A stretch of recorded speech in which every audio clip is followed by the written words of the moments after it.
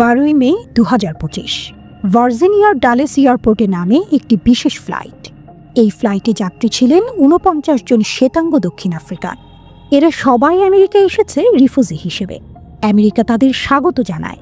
খোদ মার্কিন উপপররাষ্ট্রমন্ত্রী তাদেরকে বিমানবন্দরে স্বাগত জানান।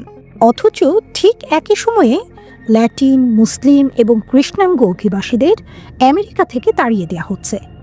একদিকে অভিবাসীদের জন্য আমেরিকার দরজা বন্ধ করে দেওয়া হচ্ছে, অন্যদিকে পেছনের দরজা দিয়ে আনা হচ্ছে শ্বেতাঙ্গ অভিবাসীদের। প্রেসিডেন্ট ট্রাম্প বলছেন আমেরিকা ফার্স্ট।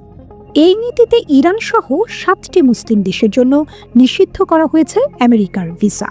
মেক্সিকো সহ ল্যাটিন আমেরিকার মানুষের আমেরিকায় প্রবেশ বন্ধের সীমান্তে দেয়াল তুলতে চাইছেন ট্রাম্প। অন্যদিকে শ্বেতাঙ্গদের জন্য দরজা খুলে দিচ্ছেন।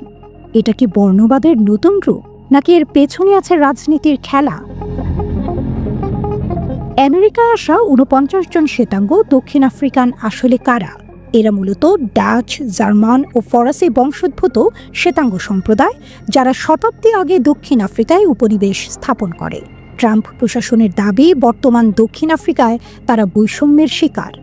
দক্ষিণ আফ্রিকা সরকার এই দাবি সরাসরি প্রত্যাখ্যান করেছে। প্রেসিডেন্ট সাইরিল রামাফোসা স্পষ্ট ভাষায় বলেছেন, আফ্রিকায় শ্বেতাঙ্গদের ওপর নির্যাতনের কোনো প্রমাণ নেই। এটি ট্রাম্পের রাজনৈতিক বক্তব্য মাত্র। ট্রাম্প প্রশাসনের পক্ষ থেকে উপপররাষ্ট্রমন্ত্রী ক্রিস্টোফার ল্যান্ডাও বলেছেন, প্রেসিডেন্ট ট্রাম্প স্পষ্ট করে বলেছেন, দক্ষিণ আফ্রিকায় যেসব শ্বেতাঙ্গ জাতিগত নিপীড়নের শিকার, তাদের আমেরিকা স্বাগত জানাবে। The president made it clear that Afrikaners in South Africa who were the victims of unjust racial discrimination would be welcome to come to the United States. অথচ একই সময়ে ট্রাম্প মেক্সিকান, মুসলিম ও কৃষ্ণাঙ্গদের জন্য ভিসা নীতিকে চরম কঠিন করেছেন। কেন ট্রাম্প শুধু শ্বেতাঙ্গদের জন্যই বিশেষ সুবিধা দিচ্ছেন? এর উত্তর পেতে আমাদের ফিরে তাকাতে হবে আমেরিকার রাজনীতির দিকে। প্রথমত, আগামী বছর আমেরিকায় সংসদ নির্বাচন, অর্থাৎ মার্কিন কংগ্রেস তথা হাউস অফ রিপ্রেজেন্টেটিভ এবং সিনেট নির্বাচন। সাবেক প্রেসিডেন্ট জো বাইডেনের ব্যর্থতাকে পুঁজি করে ট্রাম্প প্রেসিডেন্ট নির্বাচন জিতেছেন ঠিকই, কিন্তু কংগ্রেসে জিততে হলে ট্রাম্পকে অবশ্যই ডিভাইস অ্যান্ড রুলস নীতিতে যেতে হবে। যেমনভাবে ব্রিটিশরা ভারতে হিন্দু মুসলিম বিভাজন করেছিলেন, কিংবা যেই নীতিতে ভারতে বিজেপি বা প্রধানমন্ত্রী নরেন্দ্র মোদী নির্বাচনে ধর্ম কার্ডের ব্যবহার করেন, সেই নীতিতে প্রেসিডেন্ট ট্রাম্পও সাদা কালো বিভাজন তৈরি করতে চাচ্ছেন। আমেরিকার স্বাধীনতার 250 বছর পরে আমেরিকার রাষ্ট্রভাষা ইংরেজি করেছেন ট্রাম্প। তাদের বার্তা পরিষ্কার, আমেরিকা শুধুই ইংরেজি ভাষী শ্বেতাঙ্গদের জন্য। দ্বিতীয় কারণটি আর্থিক। ট্রাম্পের ঘনিষ্ঠ মিত্র ইলন মাস্কের জন্মভূমি দক্ষিণ আফ্রিকা। মাস্কের আত্মীয় ও স্বজনদের আমেরিকায় স্বাগত জানানোর মধ্য দিয়ে নির্বাচনে মাস্কের আর্থিক সহযোগিতা নিশ্চিত করলেন ট্রাম্প। কারণ মাস্ক বহুবার বলেছেন, আফ্রিকায় শ্বেতাঙ্গদের ওপর জেনোসাইড চলছে।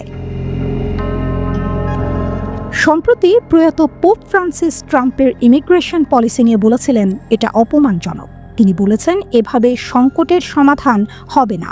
পোপের বক্তব্য বিশ্ব জুড়ে আলোড়ন তুলেছিল, কিন্তু ট্রাম্প এর প্রতিক্রিয়ায় কি করেছিলেন? পোপের পোশাক পরা নিজের ছবি পোস্ট করে মশকরা করেছিলেন। আমেরিকায় ট্রাম্পের রাজনীতিও এখন এক মশকরায় পরিণত হয়েছে। একদিকে বলছেন অভিবাসী বন্ধ, আবার শ্বেতাঙ্গ অভিবাসীদের স্বাগত জানাচ্ছেন। একদিকে বলছেন আমেরিকা শুধু আমেরিকানদের জন্য, অথচ আফ্রিকানদের জন্য দরজা খুলে দিচ্ছেন। একদিকে বলছেন আমেরিকায় কোনো বৈষম্য থাকবে না, অথচ বিশেষ বর্ণের মানুষকে অগ্রাধিকার দিচ্ছেন। বিশ্লেষকরা অনেকবার বলেছেন, প্রেসিডেন্ট ডোনাল্ড ট্রাম্প আমেরিকার ইতিহাস ও রাজনীতিকে ঠাট্টায় পরিণত করেছেন।